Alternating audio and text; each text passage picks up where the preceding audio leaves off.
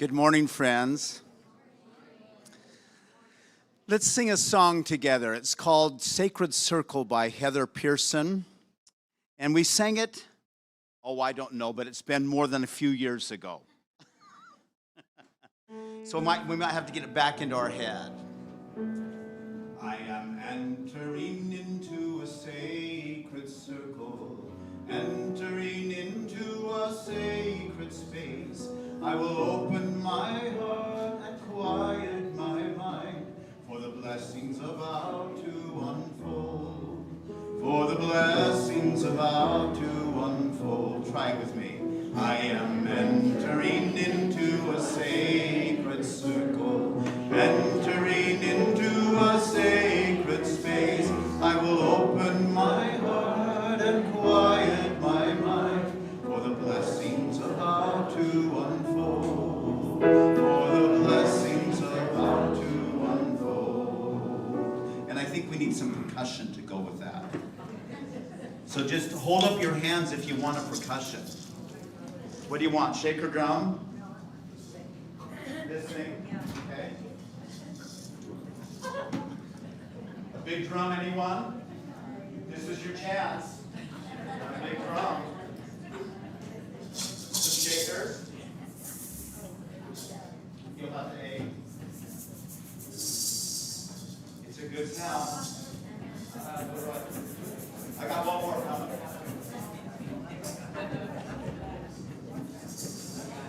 It looks small, but it's mighty. You can't have the A in a drum. I won't have percussion horning. So what we're looking for is something that fits into boom, boom, give it, boom. Yeah. Boom. I am entering into a sacred circle, entering into a sacred space. I will open my heart and quiet my mind, for the blessings about to unfold, for the blessings about to unfold. Dan, can we have some rhythm in our bodies? We have some rhythm in our bodies, yeah. And then we're going to divide this up in a round, so don't get, I knew that. I knew that.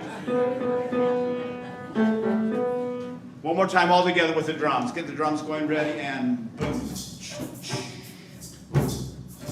I am entering into a sacred circle, entering into a sacred space. I have opened my heart and quiet my mind, for the blessings about to unfold, for the blessings about to unfold.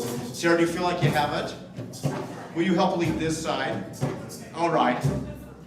So we'll start here, and then this side will come in, and just keep going. Here we go. Ready? And I am entering into a sacred circle, entering into a sacred space. I am entering my heart and quiet my mind, for the blessings about to unfold, for the blessings about to unfold.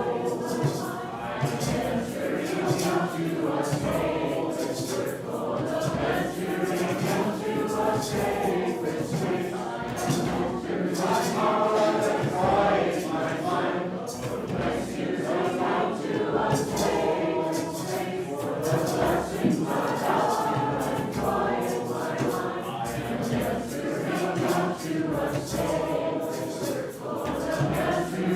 sacred circle, entering into a sacred space. I am entering my heart and quiet my mind,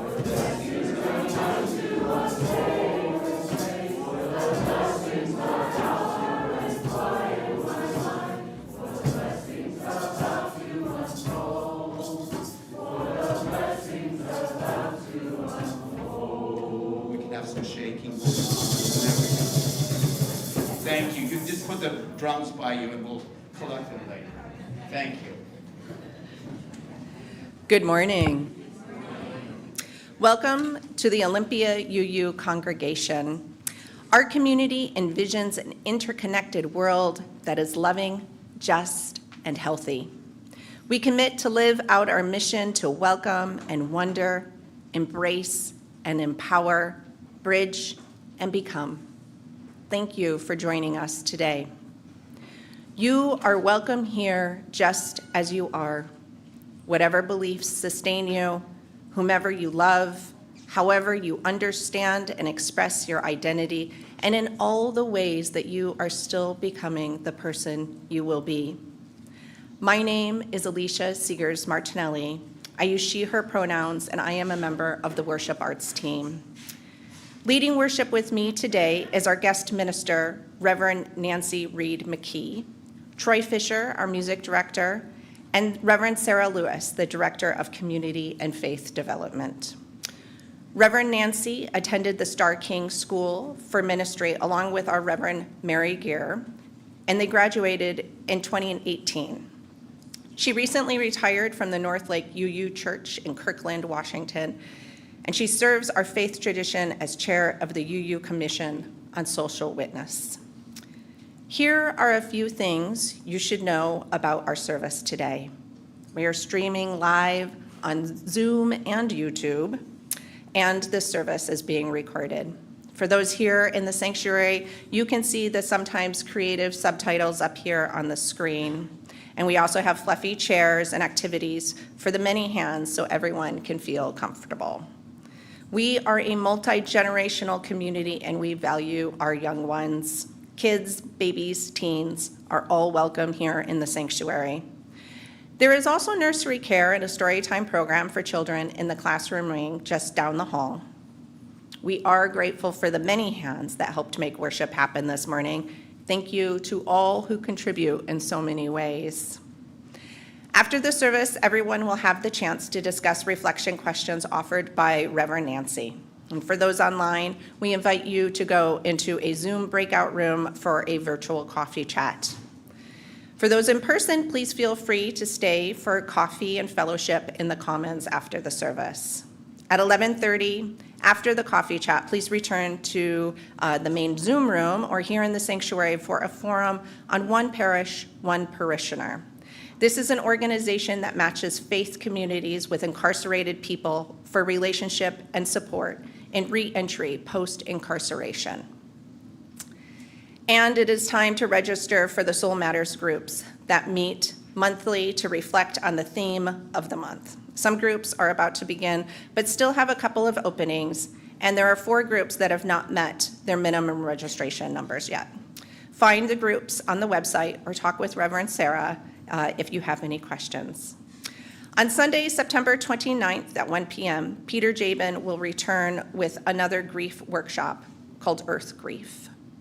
Please join us for the opportunity to connect with what we are feeling about the emergent climate and polycrisis, and to share these experiences in a safe and supportive space. Find the registration link in the announcements or contact Rosie or Reverend Sarah to be registered. Thursday night dinners are back on. All are welcome for food and fellowship with creative themed meals, followed by varying activities, including the middle and high school youth group. Check the weekly newsletter for details. There are many things happening at OUUC. Check out the Tuesday electronic update or the website for the most up-to-date information. Now, let us open our hearts and our minds as we prepare for worship. It is good to be together. This morning, we join Unitarian Universalist congregations around the world in lighting a chalice, the symbol of our faith tradition. If you are online and have a chalice, please join us as we light our chalices together with these words of Karen LeBlanc. This isn't just a place of worship. This isn't just a place of like minds. This isn't just a Sunday morning filled with spirit and topped off with coffee and cookies. This is our church, our congregation, where we are building beloved community, where we are opening ourselves to each other, where we trust and love, rise and fall together. This is where we feel safe. This is where we know we are welcomed. This is where we belong. For this gift, and for so many others, we light our chalice. And we light a candle in honor of the Reverend Mary Gear, our settled minister, on this, her 13th week of sabbatical. We light our candle here each week to help us sustain our bond with her and stay present to the spirit of renewal. We know her matching candle will light her way home to us come November.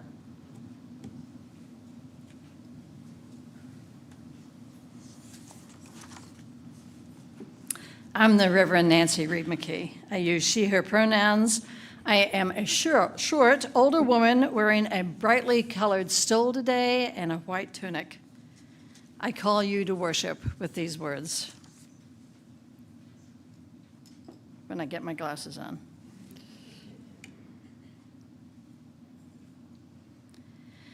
In a world that feeds on moral outrage, we are here to cultivate moral courage. In a time that prizes picking sides, we draw a wider circle.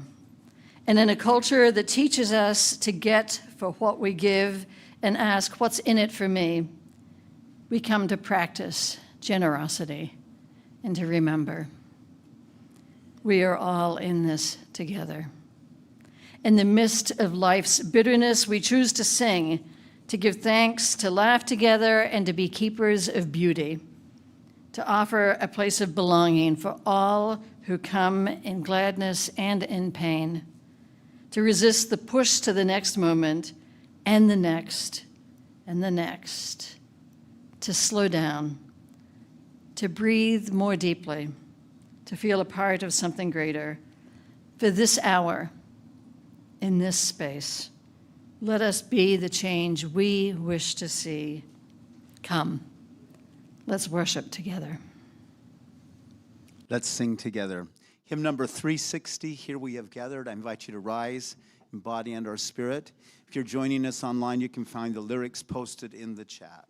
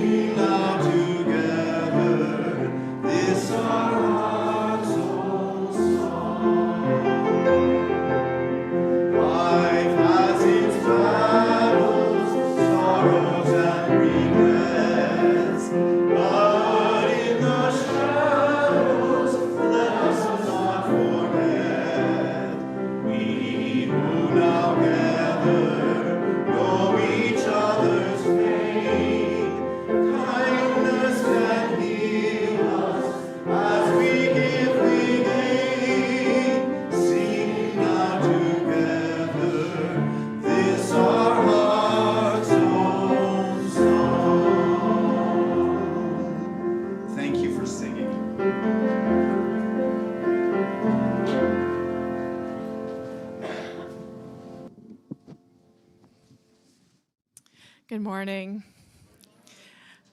This is one of those stories that I need 2 volunteers to help me. Yes. All right. Would you please be Peacock? Go ahead and put that on. And yes, Woody, would you come be Crow? Just stand here and hold the crow. Excellent. All right. So, there are 1,062 species of birds that make up their home in the jungles, wetlands, and coasts of Myanmar. But what we know from our story is that they used to not get along with each other at all. None of the kinds of birds liked any of the other birds. And in fact, they were mean to each other. Why, when a bird would see another bird, they'd say something like, "That's no way to get a worm." Or, "Ew, your wings are too red." And they also tended to come up to each other in greeting and say, "I'm a better bird than you." To which the reply would always be, "No, you're not. I'm a better bird than you."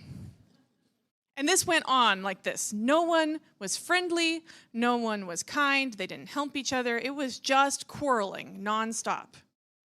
Until one day, Peacock was tired of all of this and thought, "I will try something different."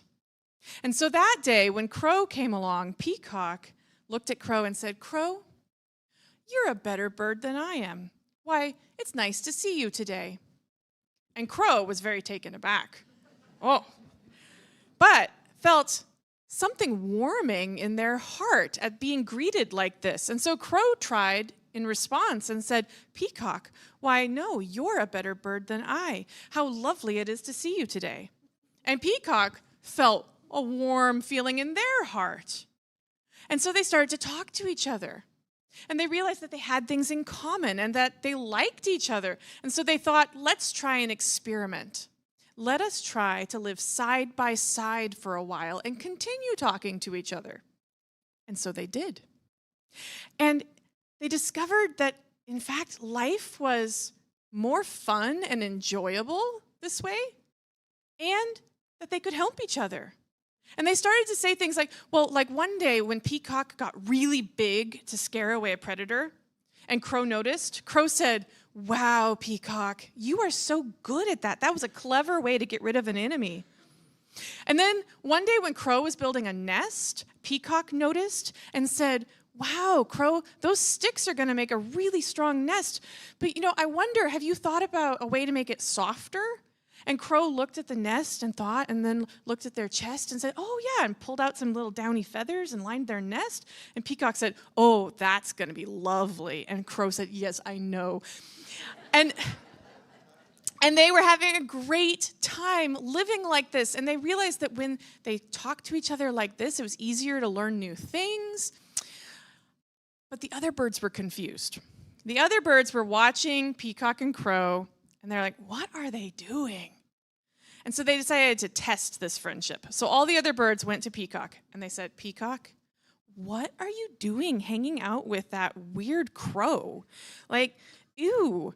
And Peacock said, "No, don't talk about Crow like that. Why, Crow is a wonderful bird and honors me by living with me." And the birds were like, "What?" So then they went and they tested it out with Crow. They said, "Hey, Crow, why are you hanging out with that show-off Peacock? Like, ew." And Crow said, "No, don't talk about Peacock that way. Why, Peacock is a wonderful bird and honors me by living with me." So then the other birds thought, maybe there's something to this. And so they also started to try friendship and kindness and talking to each other. And they realized life was more fun and easier this way. And it spread, and that is how friendship and kindness came to all the birds. And thus ends our story. Thank you so much for your help in telling it.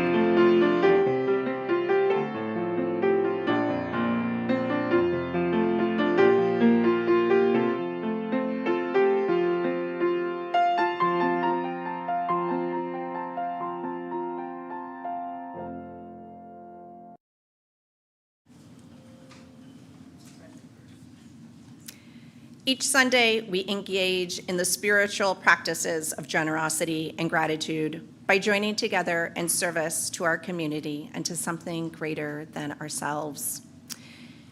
We each have the power to share, and when we contribute our gifts to create an offering, together we are able to do more than any one of us can do alone.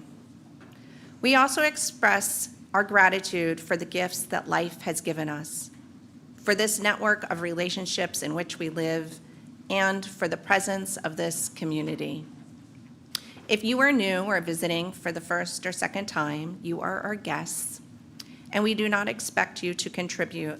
However, if you are moved to be part of our offering, what you share will be most gratefully received. The offering collected here does two things. It helps support the ongoing work of this congregation, which is also supported by our regular pledges. And the offering supports an organization that serves our community in harmony with our UU values. Our Share the Plate organization for September and October is All Kids Win. This is what they share about their work. Hello, Olympia UU congregation. My name is Scott Robinson, and I'm a board member at All Kids Win. Thank you for selecting us to be a recipient of the September-October Share of the Plate. We are honored and very grateful.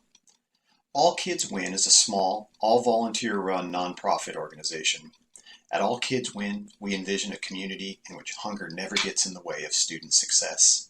We strive to make this a reality by providing weekend food bags filled with non-perishable food items to students in our county. Currently, we are serving middle and high school students in North Thurston, Olympia, and Tumwater, and K-12 students in Tenino, Rainier, Yelm, and Rochester. So how does this all work? All Kids Win has a volunteer board that oversees all operations and fundraising. We communicate closely with school guidance counselors who identify students in need of weekend food. These are often students that receive free and reduced breakfast and lunch at school, but may struggle to secure food during the weekend. We have a group of volunteers that pick up pallets of food and delivers them to our facility in Lacey, and organizations such as service clubs and local businesses gather for bagging parties in which the bags are filled with food. Once bags are filled, a separate set of volunteers picks them up and delivers them to the school guidance counselors for distribution. This process repeats itself throughout the school year and even into the summer on a smaller scale. This all began in 2006 and has grown throughout the years. Pre-COVID, we were delivering about 550 bags a week. This past school year, we served 1,100 kids per week, and we anticipate serving a similar number this upcoming year. The cost of each bag of food is $10, and any donation we receive will go 100% to purchase food to fill these bags. Again, by providing this weekend food, we hope that these students have one less thing to worry about, can concentrate on improving their situation, or just be kids. Again, I want to thank you for selecting All Kids Win for a Share of the Plate. If you'd like to learn more about our organization, or perhaps you'd like to volunteer, visit our website at allkidswin.org. Thank you. May the offering now be generously given as it is gratefully received.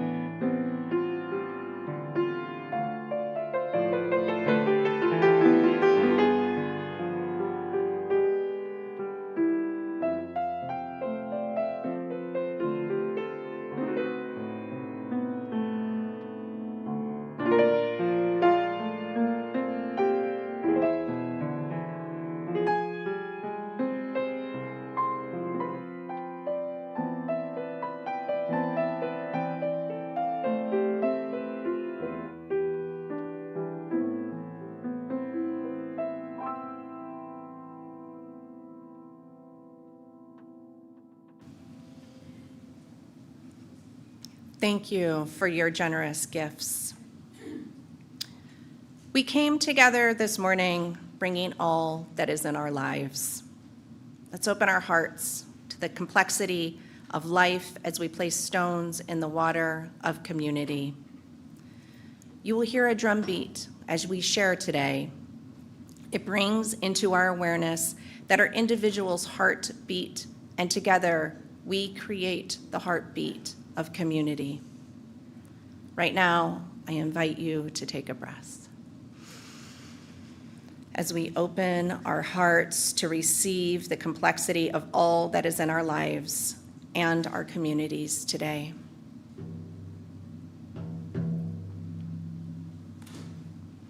Yesterday, friends and family gathered here to celebrate the life of modern-day wizard Barry Zicker. Indeed, Barry left an afterglow of smiles and happy memories. Zibby, John, and the entire family, we send you our love and hold you close. This past Thursday, the middle school and high school youth held their first youth group meeting. And to all the youth who joined this last week and those who will join in the future, know that this congregation supports you as you embark on your journey this year. And we hold in care two neighbors, Kiana and Terrence, who are facing serious health challenges in their household. We send strength to them and to all who are dealing with similar challenges. For those online, I invite you to share from your heart by entering in the chat. Those in the sanctuary will be able to see your sharing on screen. And for those in person today, I invite you to come forward if there is something that you wish to share. You may place a stone in the water as you hold your sharing in your heart. Please come up through the side aisle over here and return through the center aisle. Let us hear the heartbeat of our community and reach out our hearts in love and care to all those who share.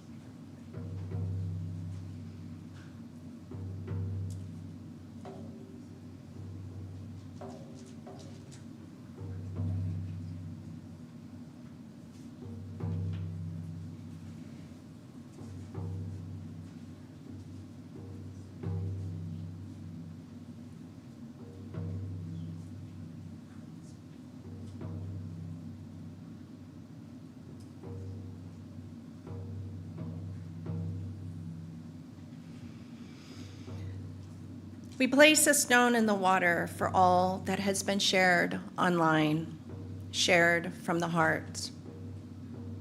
and we will place one more stone in the water for all that we hold in our hearts and remains unspoken.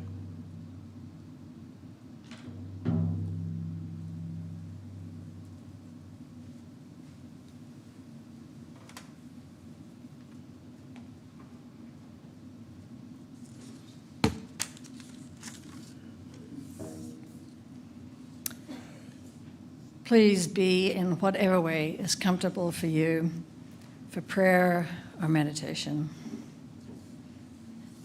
If you wish, you may close your eyes and take a few slow, deep breaths.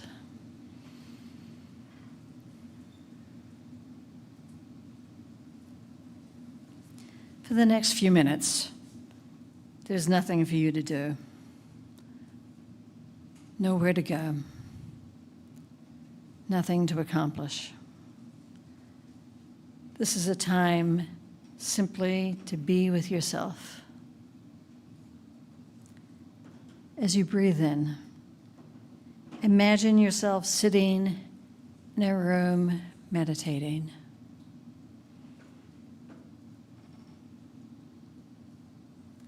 Let the image come to you however it comes. Let the image fully emerge. See yourself in a chair or on a cushion, simply noticing your breath.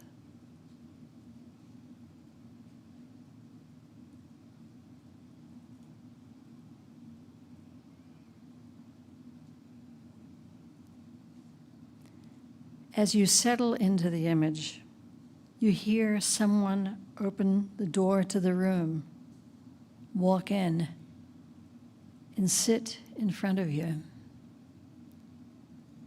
You open your eyes and you see it is you sitting there in front of you.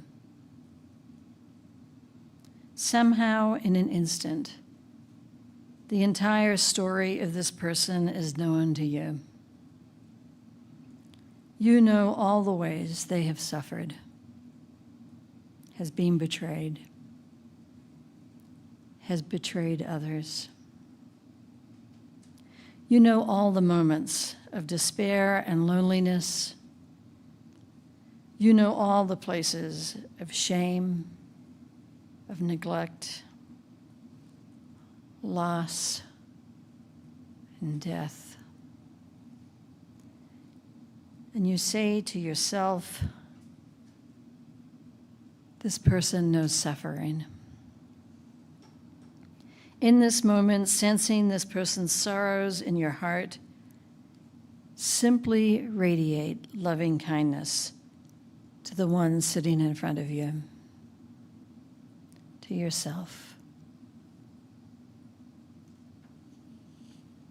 Distracting thoughts will naturally arise, but just come back to your heart and extend your compassion. Let this flow happen back and forth.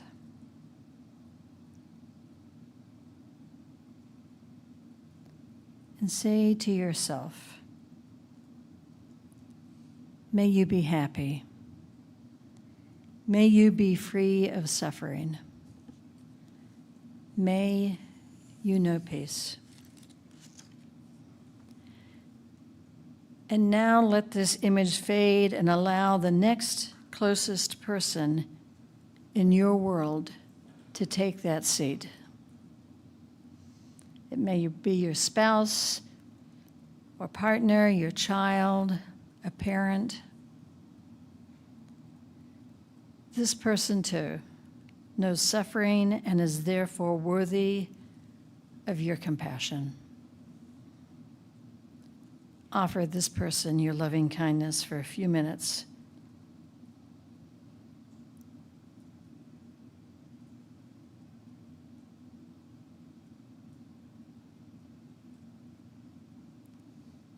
And offer them the blessing. May you be happy. May you be free of suffering. May you know peace. Take a few more breaths in and out.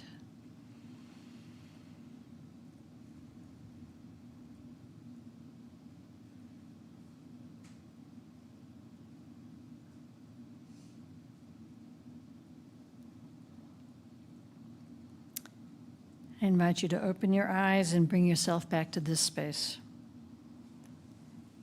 This loving kindness practice opens our hearts.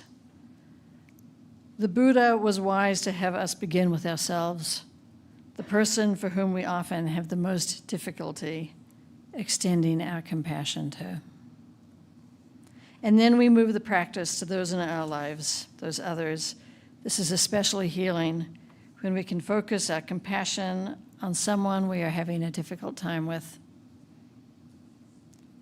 Let's hold a moment of silence together, and then Troy will lead us in song.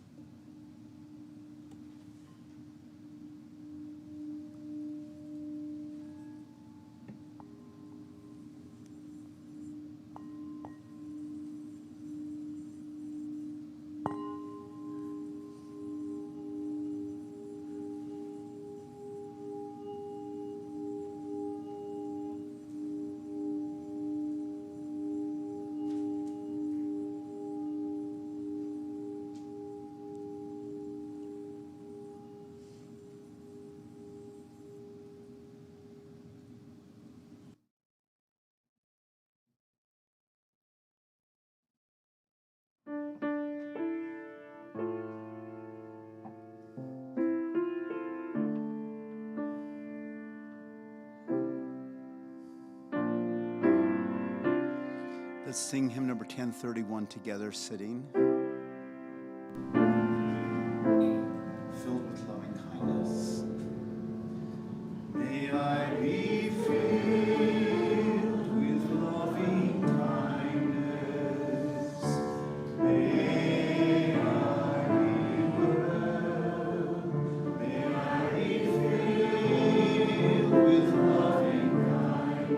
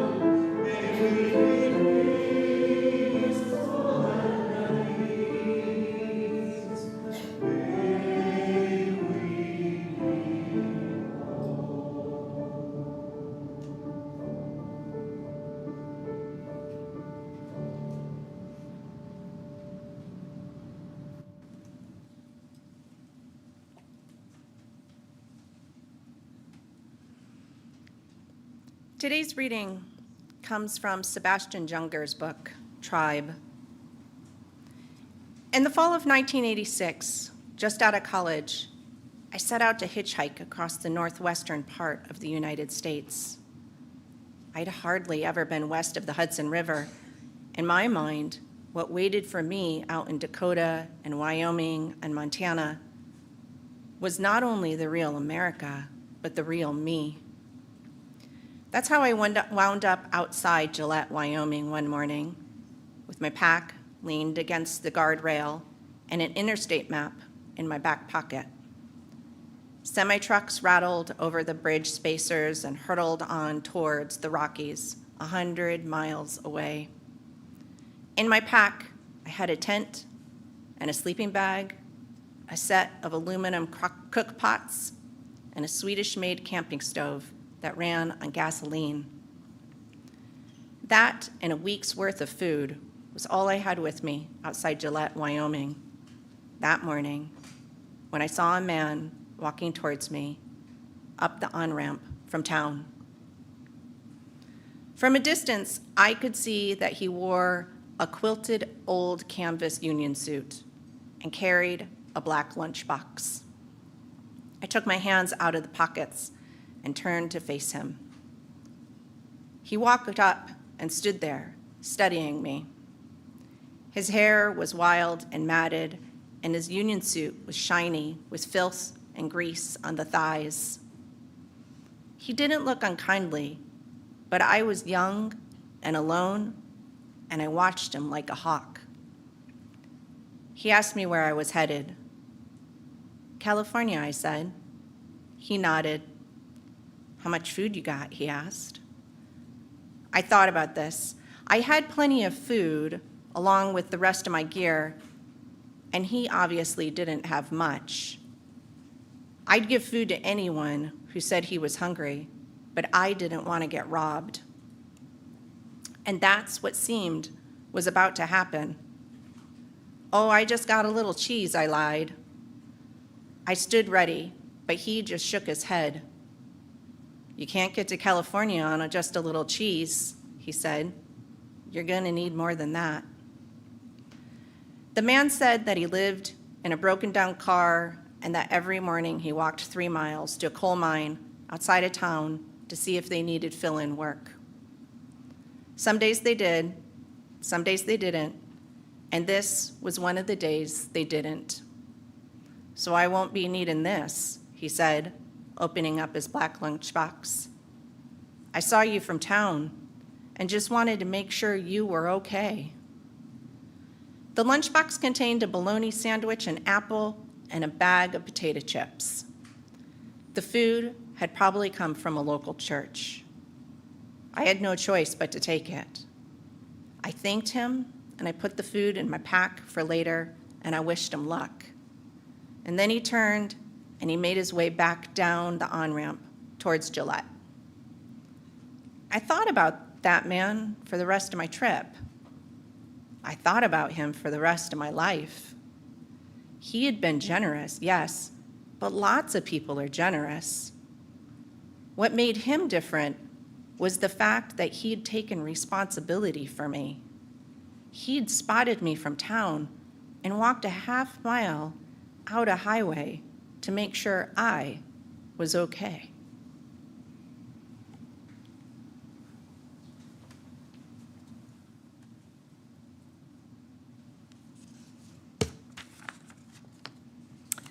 Well, it's September, and in our Unitarian Universalist tradition, this is the month we focus on inviting and welcoming. As people return here from summer travels or sense that autumnal urge to try something new, we invite them to join us. And just last week here at Olympia UU, we joyfully welcomed in newly joining members, and we celebrated water communion, a time when we're all invited to gather and reunite our community. What does it look like to welcome new and returning people into a circle of belonging? For some years now, the UU youth circles have followed a rule called Robbie's Rule, named for Robbie Seeger, who grew up in the Pacific Northwest UU world. His rule, Robbie's rule, is that any circle of people must always have an open space, a place to be kept empty in order for the next person who might arrive to be welcomed in. And when that stranger arrives and fills that space, another space is made. It's a practice. It's a practice that reminds all present to be thinking about welcoming whoever comes, being open to the stranger. It sets an expectation. It also impacts the hearts and the minds of those in the circle, always to be ready to welcome the next. How often do we fail to do this? So I'm making a confession here, not an accusation, all right? I'm admitting that I am not naturally a welcoming person. In a small circle, I focus on the task at hand, whether that is talking to friends who I want to communicate with or telling a story. And in general life, most often, I am hyper-focused on projects that I'm up to or checking things off that endless list of multiple tasks I need to accomplish every day. And too often, this is at the hindrance of people who get in my way, right?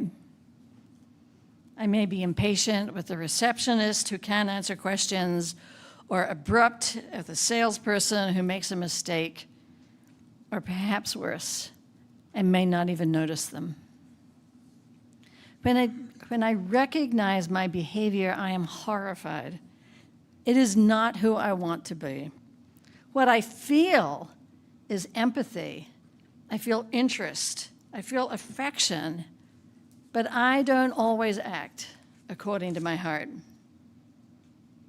I can't promise you that I would walk down a highway ramp to give my lunch to a strange hitchhiker on the off chance that they might need something from me.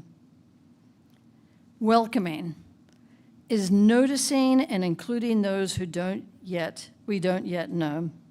And true welcoming involves more than simply noticing the stranger and inviting them into our circle. Welcoming is a habit, a practice of feeling inclusion, of valuing belonging and worth, and taking steps to make that real. As I have served in UU congregations across the country, I often hear church members express their longing for diversity, a desire to have young and old, multiple races, an array of religious identities, a rainbow of genders and sexualities, and the full spectrum of physical body abilities and disabilities among us. And yet, we may not be ready to include the people we long for. This actually requires us to take advanced actions, steps that center the needs of those who have been marginalized. Some of this means physical alterations, for example, doors that will adapt to wheelchairs, or carefully labeled food for those with specific sensitivities. And some of this means allowing ourselves to be uncomfortable as we meet people who think differently, who move in the world in ways we have not yet imagined, who understand life in patterns foreign to our way of being.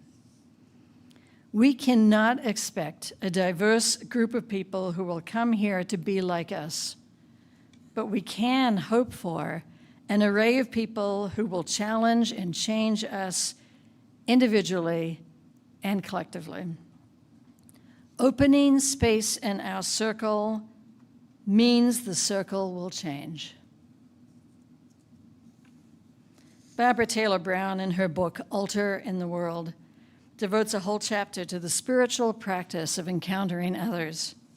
In it, she explores monastic groups that have devoted their lives to becoming less self-absorbed and more outwardly focused on others, living into the spiritual work of loving the stranger.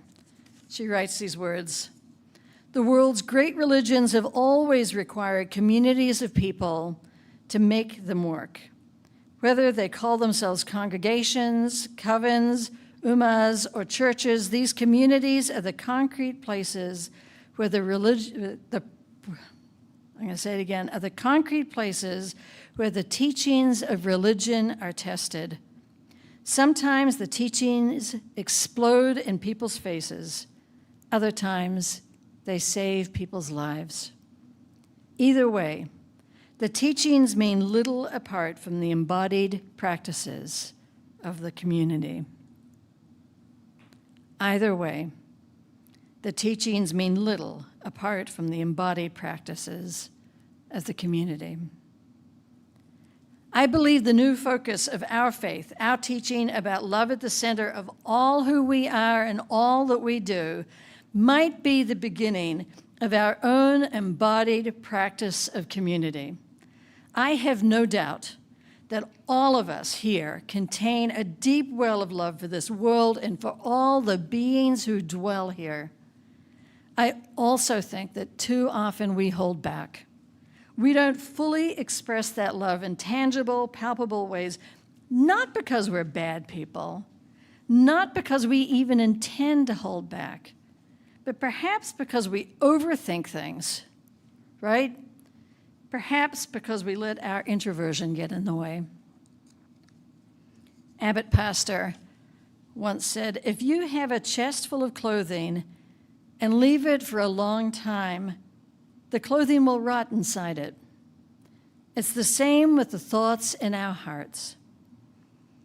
If we do not carry them out in physical action, after a long while, they spoil and turn bad.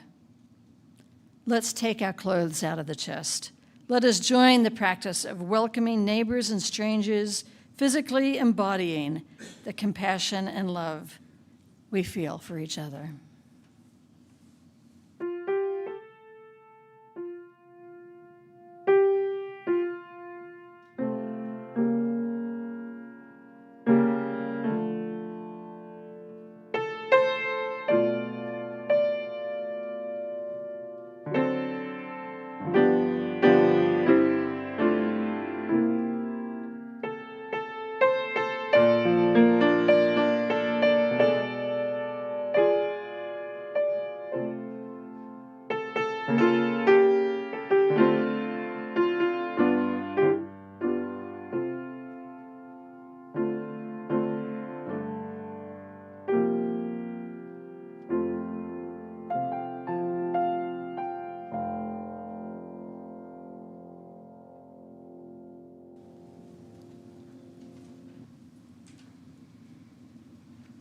These are words from Starhawk. We are all longing to go home, to some place we have never been, a place half remembered and half envisioned, we can only catch glimpses of from time to time. Community. Somewhere there are people to whom we can speak with passion without having the words catch in our throats. Somewhere, a circle of hands will open to receive us. Eyes will light up as we enter. Voices will celebrate with us whenever we come in to our own power. Community means strength that joins our strength to do the work that needs to be done. Arms to hold us when we falter. A circle of healing. A circle of friends. Someplace where we can be free.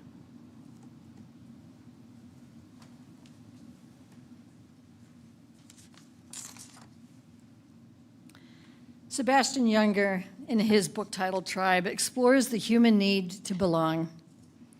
He walks us through history from a time when people lived in close proximity, relying on each other. Before the agricultural and then the industrial revolutions, people lived together in small nomadic groups. In order to survive, they stayed in close proximity and did not stray far from each other. As people settled in together to grow crops, they still lived together in a home with their extended family, the children, parents, siblings, in-laws, all together. And then as advances in agriculture and industry allowed successive generations to accumulate more resources, we started to make more individual choices. We didn't need each other as much. We didn't need grandparents at home to watch the children because one of us could afford not to work. We didn't need to borrow a cup of sugar from a neighbor because now we have a car and we can drive to the store and buy our own sugar. We gradually grew more independent. Households split up, and we no longer lived with our grandparents, siblings, or grown children. Today, most of us live in our own homes and increasingly don't even know our neighbors or our community we live in. We're at a point where we can spend days at a time without encountering someone we know. We can walk down the streets of our own town and yet feel very much alone. This individualism takes a toll on us. There's more and more evidence that as we become more wealthy and successful and we're more able to live independently, we feel more isolated and disconnected from others. Modern society shows greater rates of depression, sleep disturbance, anxiety, schizophrenia, poor health, and chronic loneliness than ever before in human history. Henry Nouwen, a Catholic priest and theologian, thinks a lot about our need to be in community with each other. He suggests, and I quote, "In interpersonal relations, disconnectedness is experienced as loneliness. When we are lonely, we perceive ourselves as isolated individuals surrounded perhaps by many people, but not really part of any supporting or nurturing community. Loneliness is without doubt one of the most widespread diseases of our time. It affects not only retired life, but family life, neighborhood life, school life, and business life. It causes suffering, not only in the elderly people, but also in children, teenagers, and adults. It enters not only prisons, but also private homes, office buildings, and hospitals. It is even visible in the diminishing interaction between people on the streets of our cities. Out of all this pervading loneliness, many cry, is there anyone who really cares? Is there anyone who can take away my inner sense of isolation? Is there anyone with whom I can feel at home?" That's the end of his quote. As much as we like our independence and find relationships difficult, we are social animals, and we are healthier when we are in community. We have an intrinsic need to be connected. It's essential to our well-being. This can't be avoided, although we can get distracted, right? Too often we may get focused on extrinsic things, thinking they will satisfy us. Things such as money, status, beauty. But ultimately, we come to realize that what is most valuable in our life is the people we have come to know and love. Where is it that we find these connections, this place we feel we belong, our sense of being in community? There are many places we can find people like us. We can find community at the gym, at a bar, at the mahjong table, pickleball courts, and PTA meetings. But our religious community is different, though. In religious community, we expect more than what we expect from our secular communities. And this is an expectation that we will engage with each other in deeper ways. First, there's a commitment we make here, an understanding that we are going to be willing to work with each other. When I'm hiking with the mountaineers or taking Zumba at the gym, I do not make any promises with the others I'm spending time with. I can leave when I want to without having to work things out with someone I find objectionable. In my religious home, when I become a member, I make a covenant. I demand more of myself here.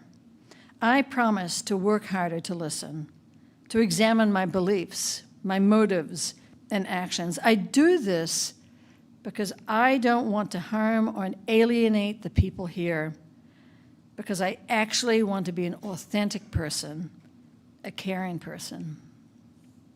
I also expect more of the people here.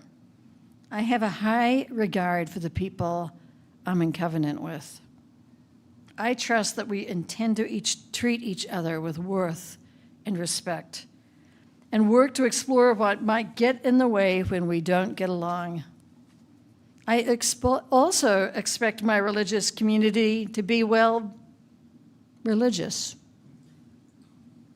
I don't mean this in terms of singing hymns or praying together or the trappings of religiosity, but in terms of being with me as we develop spiritual deepening.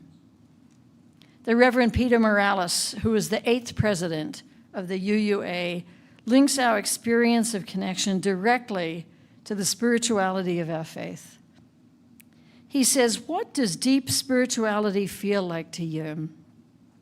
For me, it feels like connection to myself, to others around me, to the earth and all of creation.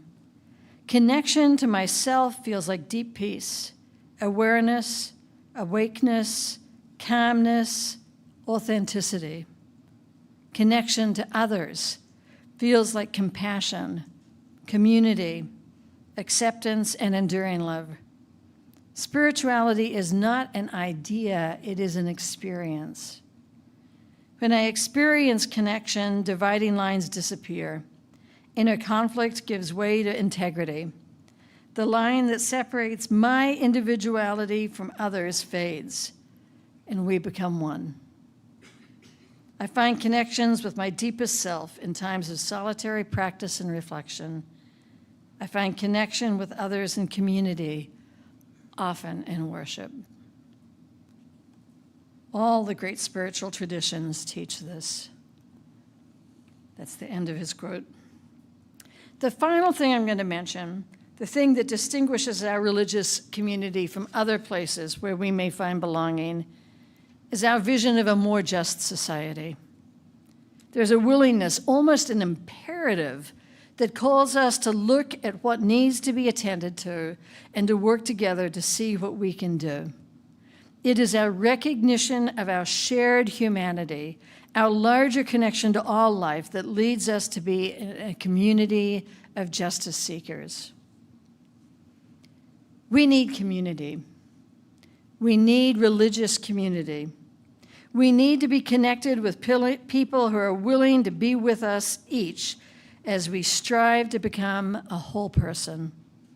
We need to have this covenant, this promise that we will be here with each other on this journey. We need to have this spiritual place where sometimes something holy sneaks in and we have a moment of transcendence that restores our souls. We need to have this place where people inspire us to take to the streets, to raise our voices, to attend to those in the human community who have been left out of consideration.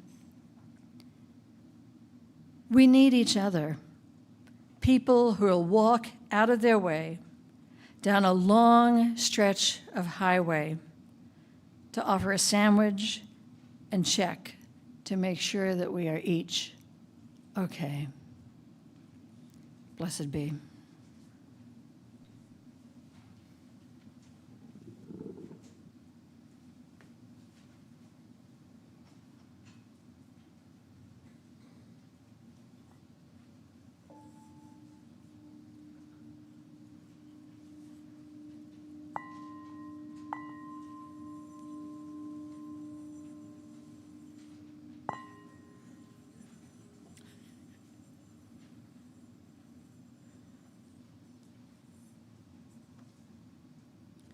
I invite you to rise in body and or spirit, and let's sing together hymn number 155, Circle Round for Freedom. For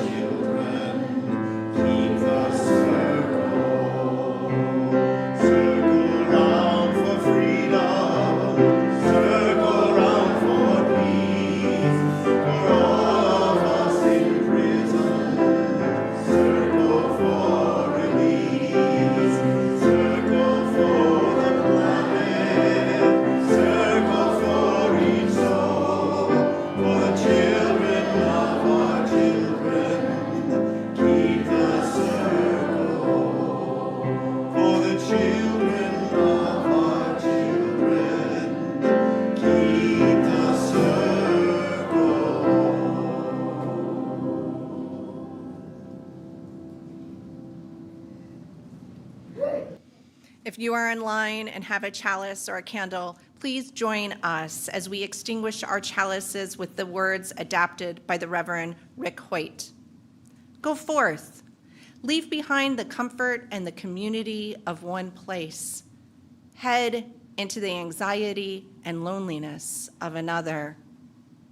Carry with you the love and the laughter of this place and let it light your way. And when you have been away long enough, far enough, done what you had set out to do, been there so long, that place too starts to feel like home. Come back to the one, universal, everywhere and every when and everyone inclusive home. This beloved community of all creation that you can never really leave. We extinguish this chalice, but not the light of truth, the warmth of love, or the fire of commitment. These will hold our hearts until we are together again. Go in peace, go in joy, go in love.